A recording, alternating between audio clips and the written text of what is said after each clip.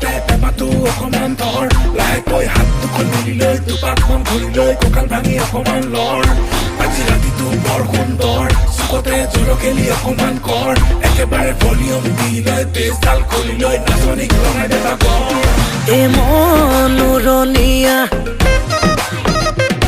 এ জীৱন দুদিনীয়া এ ৰৈ ৰৈ কোনো লাভ নাই এ ৰাতি কেনেবাকৈ